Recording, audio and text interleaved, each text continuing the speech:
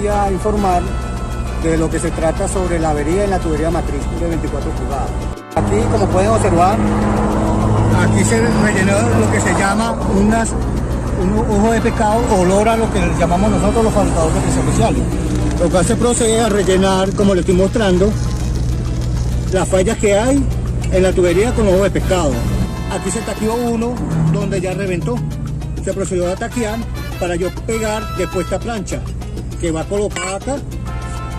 Ahí se sella con esa plancha. Ya con esta plancha soldada, ya la tubería queda reparada.